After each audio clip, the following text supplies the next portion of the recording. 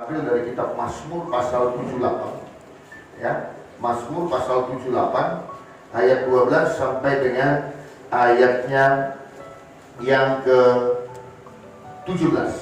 Sebenarnya cukup panjang, tapi saya akan mewakili ini semuanya melalui nats firman Tuhan ini. Mazmur 78 ayat 12 sampai dengan ayatnya yang ke-17. Karena ini kitab Mazmur, seperti biasa kita suka baca responsoria.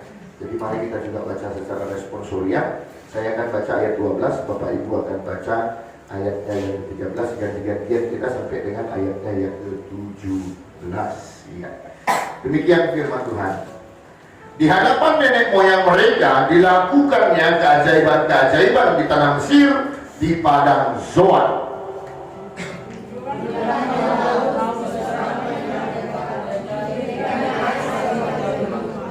Dituntunnya mereka dengan awan pada waktu siang, dan semalam suntuk dengan terang api.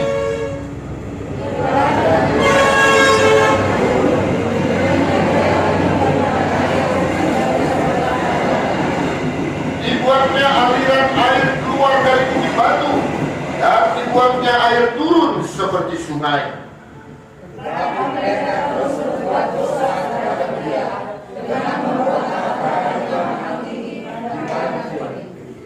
Tuhan, nanti Bapak Ibu baca sendiri kalau bisa dari ayat 1 sampai dengan keseluruhannya. Jadi Mazmur Asaf ini mau mengajarkan kepada orang Israel supaya jangan melupakan sejarah. Karena dari perjalanan hidup yang lampau itu, pada akhirnya orang Israel bisa belajar apa yang Tuhan mau dalam kehidupan kita. Sama seperti kalau di dunia pendidikan, ya, kita yang ada yang guru di sini, ada yang SPD di sini. Kalau dunia pendidikan itu ada namanya garis besarnya yang namanya kurikulum. Ya. Nah, kurikulum inilah yang menjadi dasar untuk mengajarkan kepada anak-anak apa yang harus diajarkan. Apa target-target yang mau dicapai. Nah, ini Tuhan juga dalam kehidupan itu juga punya kurikulum. Ya, kalau saya pakai istilahnya kurikulum. Jadi dia punya dasar-dasar yang mau dia lakukan supaya kita ini semua belajar apa yang dia mau di dalam kehidupan kita supaya kita perbuat ataupun lakukan. Nah saudara, saya bilang begini, jangan terjebak dengan teologi atau khotbah-khotbah yang hanya bicara melulu soal berkat untuk menjadi anak-anak Tuhan. Banyak sekali firman Tuhan yang disampaikan hanya untuk membuat supaya kita diberkati, supaya kita lebih luar biasa dan sebagainya.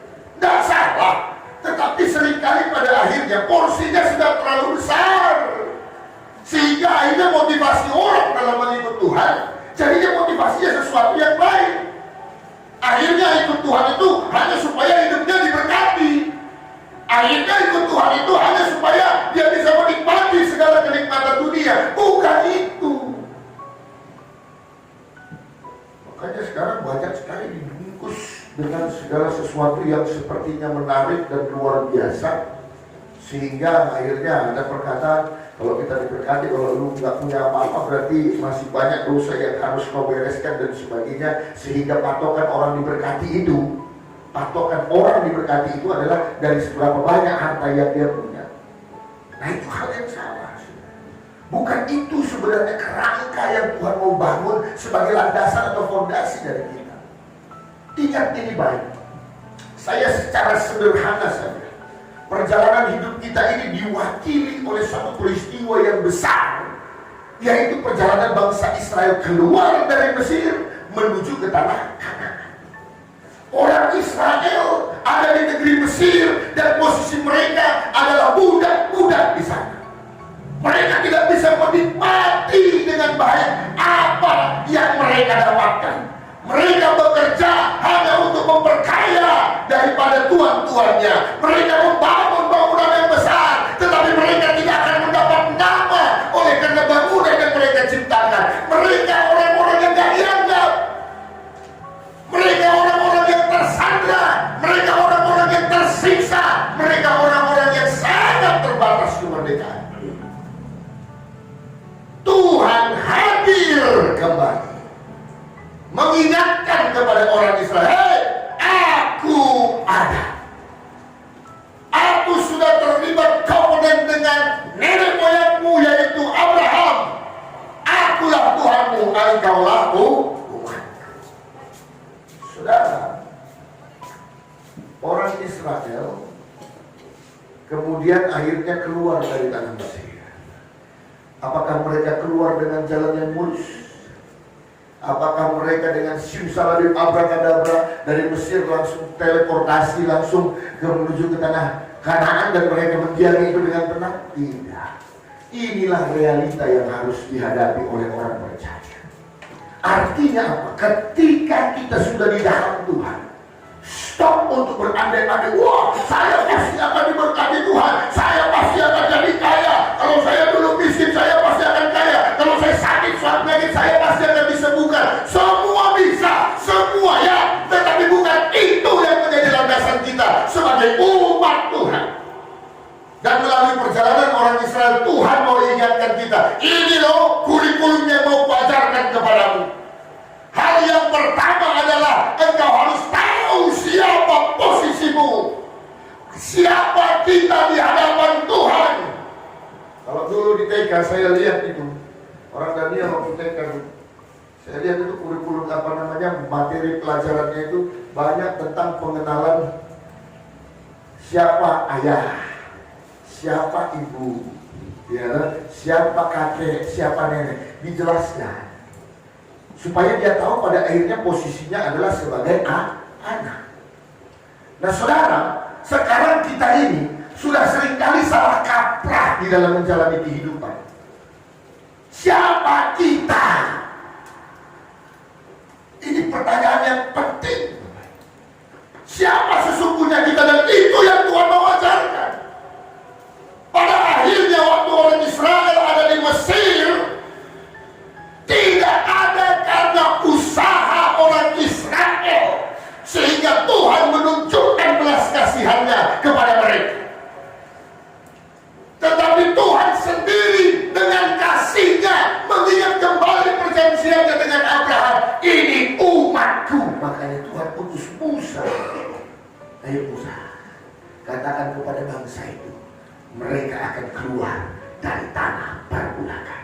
Ini dasar yang pertama. Artinya apa? Kita harus tahu kalau yang kita bisa seperti saat sekarang ini bukan karena Tuhan melihat kita itu orang baik, bukan karena Tuhan melihat kita dengan segala penampilan kita, tetapi karena Tuhan memang berbelas kasih kepada hidup kita.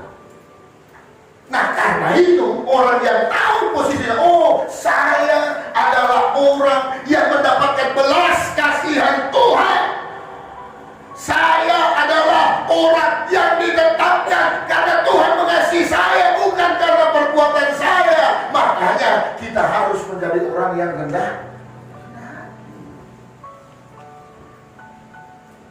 Karena ada pujiannya, dan alani habuku katanya. Jadi kita itu harus merasa bangga, kita itu harus merasa bersyukur, dan kita itu harus jadi orang yang tahu diri. Karena sesungguhnya tak ada satupun karena kemampuan dan kehebatan kita, tetapi karena Tuhan yang memberikan kasih-Nya kepada kita. Amin. Bukan karena hebat kali doamu sehingga Tuhan akhirnya bergetar lalu kau kasihin. Enggak.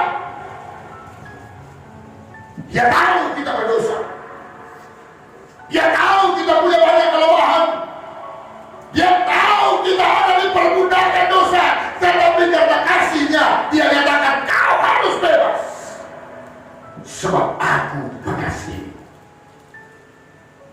Itu sebabnya saudara, tak boleh seseorang itu merasa dirinya lebih baik daripada yang lain, merasa lebih kudus daripada yang lain. Semua kita ini hidup karena kasih karunia. Itu kurikulum Tuhan. Orang Israel mau diajarkan yang pertama. Pelajaran yang pertama yang harus kau petik, bukan karena kau bangsa yang baik, bukan karena kau punya orang yang hebat, bukan bukan karena kau orang yang rohani, tetapi karena aku mengasihi engkau. Itu sebabnya aku kembali teringat untuk menjadikan umatku dan memperkenalkan kepada Akulah Allah. Lalu hal yang kedua, kurikulum yang Tuhan mau, yang sedang Tuhan bangun supaya orang Israel itu boleh menyadari adalah, saudara, setelah mereka pada akhirnya keluar dari Mesir, mereka itu tidak serta-merta dipenuhi dengan segala sesuatu yang baik. Dengar ini baik. Kalau nanti baca dengan teliti di Alkitab, orang Israel itu keluar kira-kira 2 juta orang berangkat dari Mesir. Dan saya mau bilang, orang Israel yang keluar dari Mesir adalah orang Israel yang sangat kaya raya. Kenapa kaya raya? Karena semua orang Mesir, tulah yang terakhir, tulah yang ke-10, membuat orang Mesir akhirnya lembek dan akhirnya udah tidak begini. Apa tulah yang ke-10? Setiap anak sulung yang ada di Mesir mati. Anak perempuan mati. Akhirnya banyak sekali orang mencerit-cerit di Mesir. Dan kemudian udah pergilah, kau cuma bawa sial saja supaya pergi cepat. Orang Mesir yang kaya-kaya itu bahkan dikasihnya sumbangan, ini bawa emasku, ini bawa perhiasanku, pergilah cepat, jangan kau ada lagi di negeri kami, supaya tidak ada lagi wabah yang terjadi di negeri kami. Jadi orang Israel itu pulang atau berangkat dari Mesir dengan modal yang sangat luar biasa banyak. Semua bawa emas. Kalau bermarga tadi orang Israel tadi, mungkin pas di jalan ada marga utara, saya tidak dapat uang, 3 kilo dapat uang. Datang yang marga kan kurang, 3 kilo lumayan ini.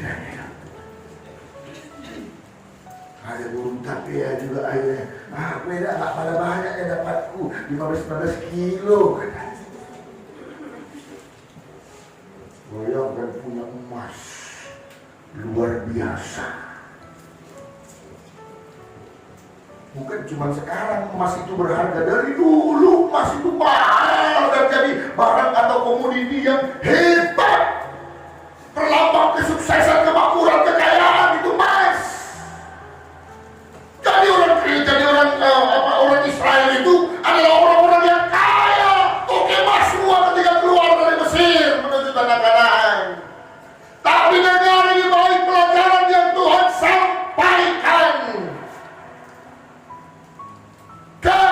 Kekayaanmu tidak akan membuat kau berhenti untuk diproses oleh Tuhan. Dan kekayaan itu bukan tugas utama dari umat pilihan Tuhan. Katakan amin. Orang Israel berkilo-kilo bawa emas, bisa diamankan. Ada bank di sini ketika mereka jalan, atau pegadaian untuk bisa mereka gadaikan, atau Indomaret untuk dia bisa belanja bahan kebutuhannya, sama sekali tidak ada artinya, Bapak Ibu. Tuhan mau bilang, umatku, harta kekayaan yang kau miliki di dunia bukan itu yang jadi fokus dan prioritas dalam hidup.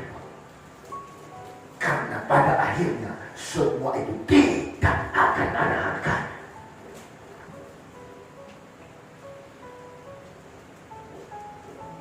Sudah,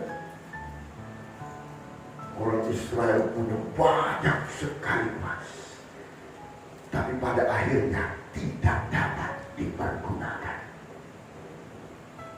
Orang Israel banyak sekali punya kekayaan, tapi pada akhirnya semua itu cuma sia-sia.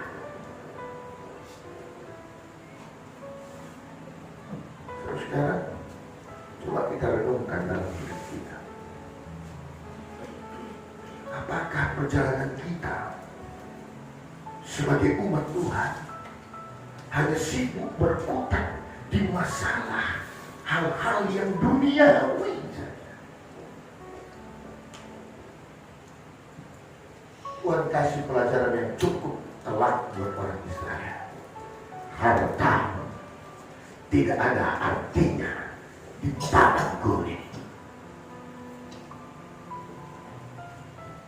Dan padang gurun itu Tuhan mau mengajar kepada umat Israel untuk mencapai satu keinginan atau hasil yang Tuhan mau harapkan dari orang Israel adalah mereka harus belajar menjadi orang yang percaya. Ini yang Tuhan. Itu sebabnya mereka harus di padang gurun 40 tahun bersekolah. Sekolah untuk menjadi orang yang percaya. Kalau Tuhan juga masih buat kita atau tempatkan kita di dunia masih hidup kita seperti sekarang ini, Tuhan juga sedang mensekolahkan kita belajar terus untuk menjadi orang yang percaya.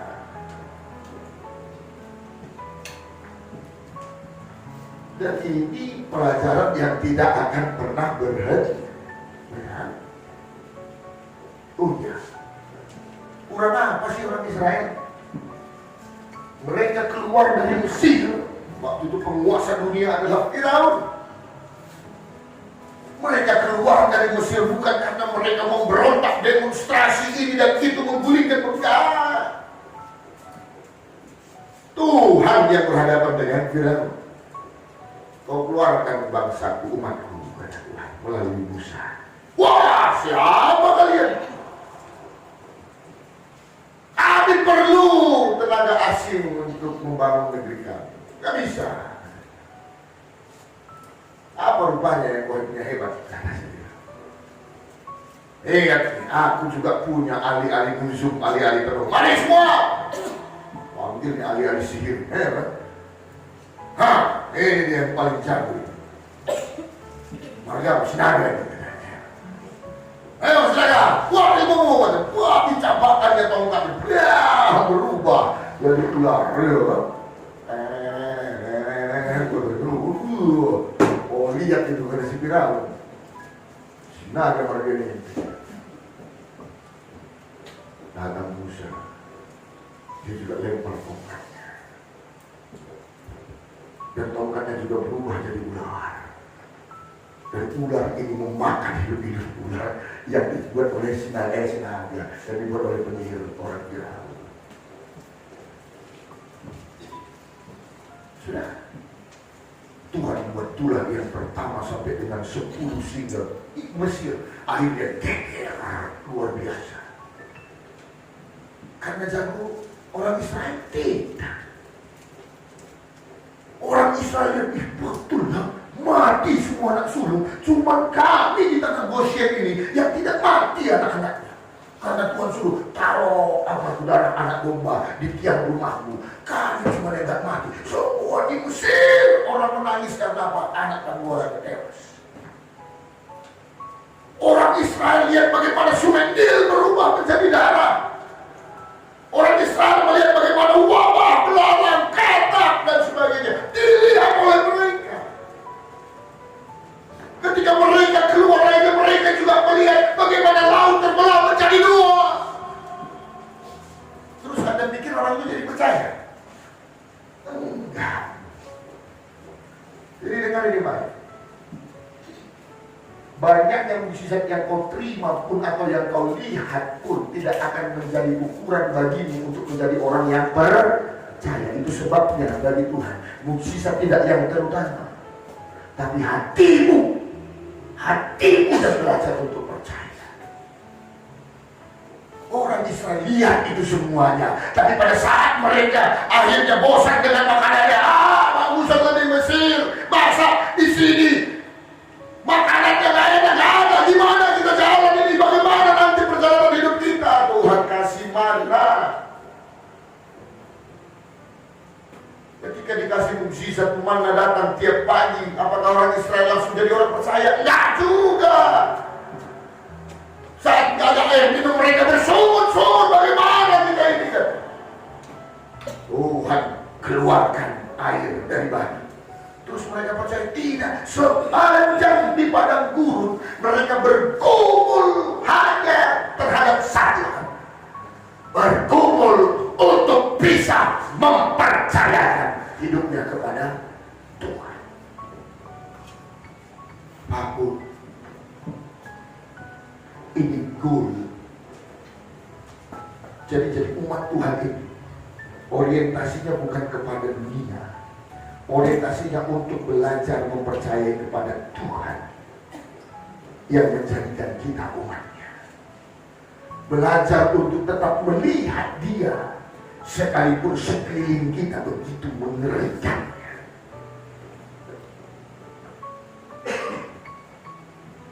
Kalau orang menyeberang atau melompat dari gedung yang tinggi, selalu dibilang jangan lihat ke bawah. Karena kalau kita lihat ke bawah, makin gampang kita rasa. Kalau kita lihat di film-film itu, ayo lompat, lihat saya, jangan lihat ke bawah, lihat. Hidup kita sebagai umat Tuhan, Tuhan mau kita belajar untuk jadi orang yang percaya. Gak gampang Pak. Ini pergumulan terus. Bahkan murid-murid Yesus juga begitu.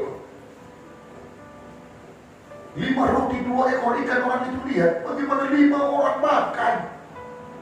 5.000. Itu cuma laki-laki, belum terhitung perempuan dan anak-anak. 5.000. Sekarang kita kalau mau pesan makanan untuk 1.000 saja, kita sudah harus bilang jauh-jauh hari, betul? Minimal seminggu sebelumnya kita bilang, itu ini mau ada ulang. Berapa kira-kira itu? Baik Mak, untuk 1.000 porsi dah. Tuhan Yesus 5.000 orang makan dengan 5 roti 2 ekor ikan. Itu masih laki-laki, belum anak-anak dan perempuan. Lalu sisanya berapa? 12 bakul. Baru dilihat orang itu. Para khobasnya pun murid-murid dia yang bagi-bagikan sama orang banyak tadi kan. Udah kecapean orang itu. Baru disuruh Tuhan bertolak ke seberang. Sewaktu mereka bertolak ke seberang, di tengah danau mereka dihantam sama ombak. Tuhan Yesus tertidur. Lalu murid-murid bangunkan Tuhan Yesus dan bilang, Guru bangun! Apa kau tidak peduli kalau kita akan mati? Baru aja mukjizat mereka lihat, sudah mereka takut akan kematian. Takut. Kalau kau ribut hanya gara-gara masalah ekonomi, saya mau bilang, you belum punya.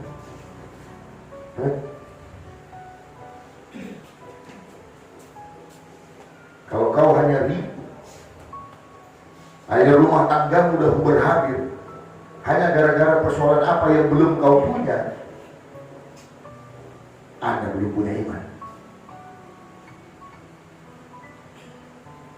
Tuhan mau supaya kita belajar untuk mempercayai Dia.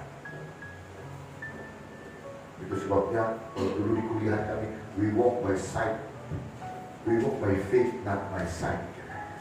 Kami berjalan dengan iman, bukan dengan penglihatan.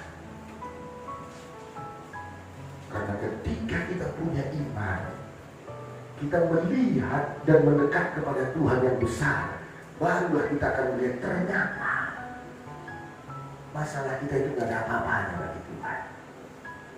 Ada satu kali peristiwa di perjanjian lama Bapak Ibu. Waktu itu Elisa dengan pembantunya.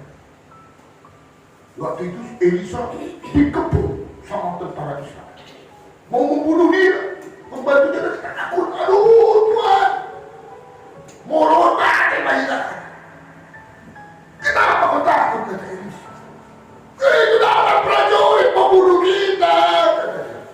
Lalu Elisa matanya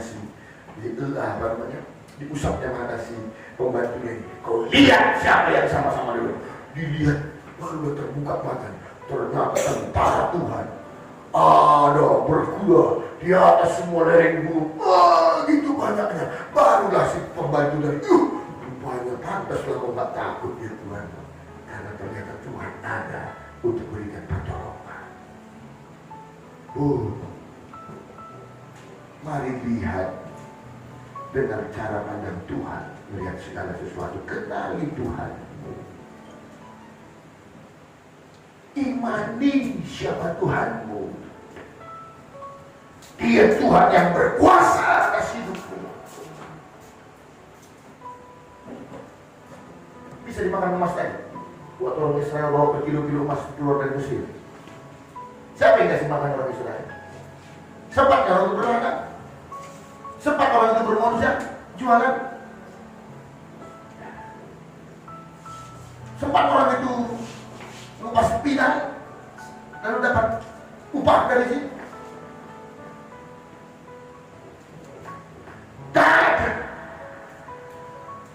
Tapi mereka hidup, mereka makan, mereka tidak berkekurangan. Tuhan mau bilang, belajar percaya kepadaku untuk semua kebutuhan hidupmu. Belajar percaya kepadaku, aku cukupkan apa yang jadi kebutuhanmu. Beriman saja kepadaku dan kau lihat bagaimana aku bekerja dalam hidupmu. Ayo saudara, ini yang Tuhan mau latih dalam hidup kita. Jangan menjadi orang yang kurang percaya.